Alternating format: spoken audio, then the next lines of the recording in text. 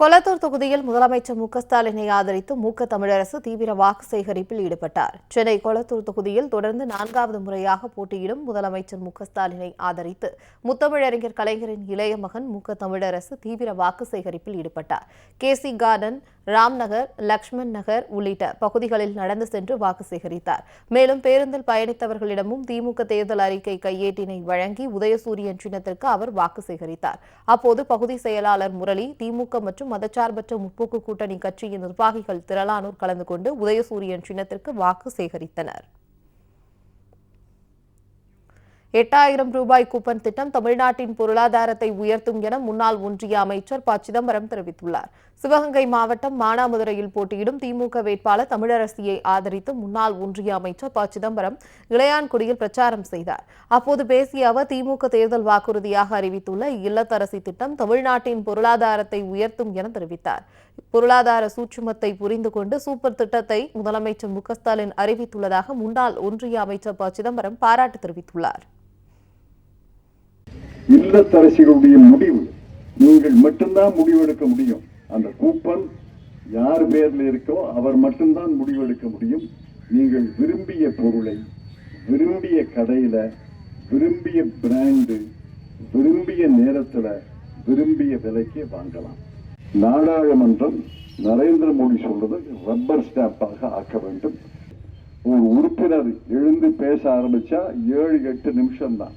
இதுல 543 பேரை 816 ஆக்க மாட்டான்.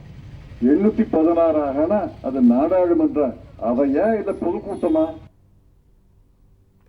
சிறுபான்மையின மக்களை பாதுகாக்கும் ஒரே அரசு முதலமைச்சர் ஸ்டாலின் தலைமையிலான திமுக அரசுதான் என்று ஓ. பன்னீர்செல்வம் தெரிவித்துள்ளார். தேனி மாவட்டம் போடிநாயக்கனூர் தொகுதியில் போட்டியிடும் திமுக வேட்பாளரான முன்னாள் முதலமைச்சர் ஓ. பன்னீர்செல்வம் தொகுதிக்குட்பட்ட சீலையம்பட்டி கிராமத்தில் உதயசூரியன் சின்னத்திற்கு வாக்கு சேகரித்தார்.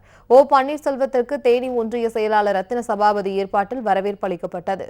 அப்போது பேசிய OPS, சிறுபான்மையின மக்களை காக்கும் தலைவராக முதலமைச்சர் ஸ்டாலின் திகழ்வதாகவும் அனைத்து தரப்பு மக்களுக்கும் ஏராளமான திட்டங்கள் நிறைவேற்றப்பட்டு வருவதாகவும் அவர் கூறினார். நம்முடைய மாண்புமிகு முதலமைச்சர் தான் சிறுபான்மை இன பெருமக்களின் பாதுகாப்பாளராக என்றைக்கும் இருப்பார் என்பதை இந்த கூட்டத்தின் மூலமாக தெரிவித்துக் கொள்ள கடமைப்பட்டிருக்கிறேன்.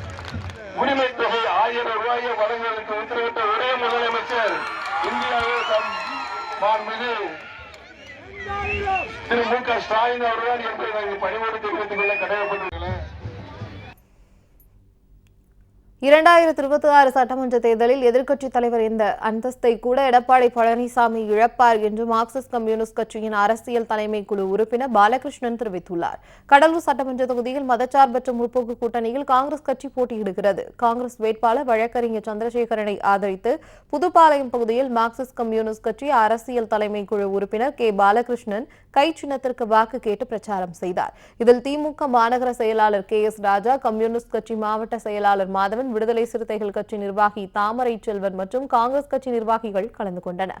பிரச்சாரத்தில் பேசிய கே. பாலகிருஷ்ணன், வரும் சட்டமன்ற தேர்தலில் அதிமுக தோல்வியை தழுவும் என்றும் எதிர்க்கட்சி தலைவர் என்ற அந்தஸ்தை கூட எடப்பாடி பழனிசாமி இழப்பார் என்றும் கூறியுள்ளார்.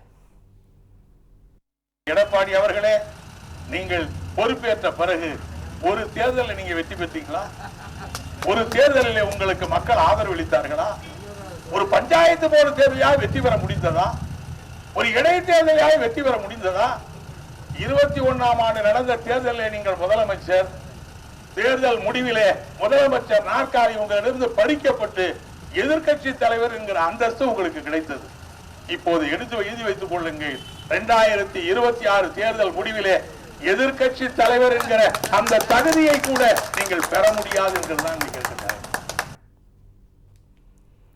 முதலமைச்சர் ஸ்டாலின் எப்போதும் வெயிலில் இருக்கிறார். வெயிலே படாமல் சிலர் பதவிக்கு வர ஆசைப்படுவதாக பிரச்சார கூட்டத்தில் முத்தரசன் தெரிவித்தார். திருவாரூர் சட்டமன்ற தொகுதி திமுக வேட்பாளர் பூண்டி கலைவாணன், மன்னார்குடி சட்டமன்ற தொகுதி திமுக வேட்பாளர் DRB ராஜா ஆகியோரை ஆதரித்து இந்திய கம்யூனிஸ்ட் கட்சியின் தேசிய கட்டுப்பாட்டு குழு உறுப்பினர் இரா முத்தரசன் பிரச்சாரம் மேற்கொண்டார். பொதக்குடி மற்றும் வடபாதிமங்கலம் ஆகிய பகுதியில் மேற்கொள்ளப்பட்ட பிரச்சாரத்தில் பேசிய முத்தரசன், இந்தியாவில் இதுவரை பிரதமர் யாரும் பொய் சொன்னதில்லை, ஆனால் பிரதமர் மோடி மட்டுமே எப்போதும் பொய் பேசி வருவதாக விமர்சித்துள்ளார்.